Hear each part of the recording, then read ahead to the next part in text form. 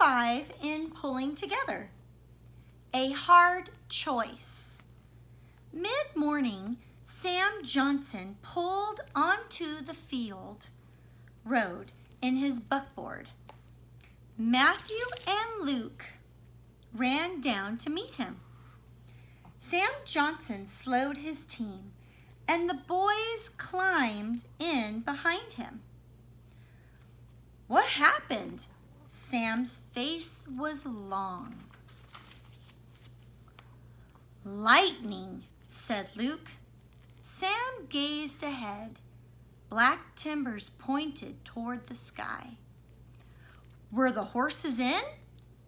Said Sam. Papa got them out, said Luke. Livestock? Got everything out, said Luke. Sam only nodded and got his team up. The buckboard wheels were caked with mud, but the team came up to speed. Sam got out and went to John Briggs. The men shook hands, and Sam put a hand on John Briggs's shoulder. They stood for some time by the barn. Their heads nodded. Not all lost, Matthew heard his father say. Thank the Lord. Late in the afternoon, Sam left. John Briggs came to the house at last.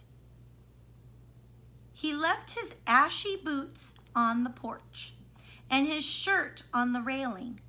Addie went out to him, and they talked a while. Luke brought the milk in. Matthew drank a dipper of it.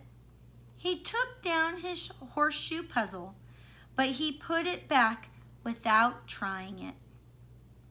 When the sun was going down, they were seated at the table. Addie sliced the apple pie and served it. That and the milk was supper for them all. Good pie, Addie, said John Briggs. She smiled faintly. Matthew had not seen her smile all day. John Briggs took down his Bible. He leafed through it and stopped. He read to himself for a moment and then to the others. I have learned in whatsoever state I am, therewith to be content. I know both how to be abased, and I know how to abound. Everywhere and in all things I am instructed both to be full and to be hungry, both to abound and to suffer need. He closed the Bible. He looked at each of them.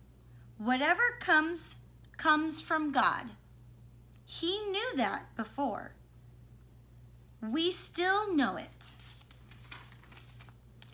He rubbed the back of his neck. Some of the beams and boards can be saved. It'll be some work, but we can do it. Sure, Papa, said Luke, and we can count on our neighbors to help rebuild. Matthew's heart quickened. Matthew looked up at his mother. She was gazing steadily at his father. He had seen that look before, a waiting look. But, said John Briggs, and stopped. But what, Papa? Said Luke. All the grain and hay were lost. I am able to buy enough for the cows. We must keep the cows. Matthew felt cold all over. He hung on every word. But, his father said, we can't afford to keep both horses. I have to sell one in order to keep the other.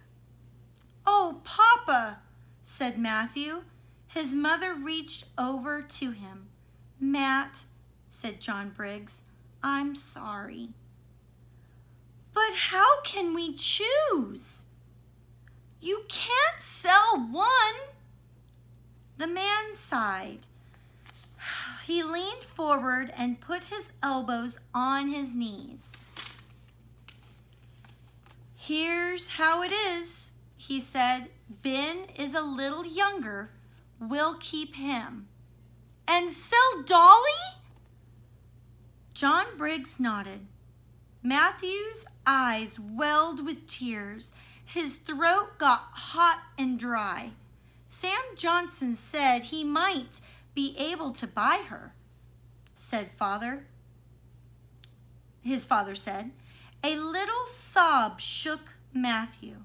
John Briggs looked at his wife and back at his younger son. "Maybe we can buy her back come next fall," he said. Matthew fought to hold in the crying. He pulled his top lip under and nodded. "Come here, son," said John Briggs. Matthew went to his father. The man took the boy onto his knee, but he spoke to them all. "We will all pull together, just like always, and maybe just a little more." Matthew leaned back against his father.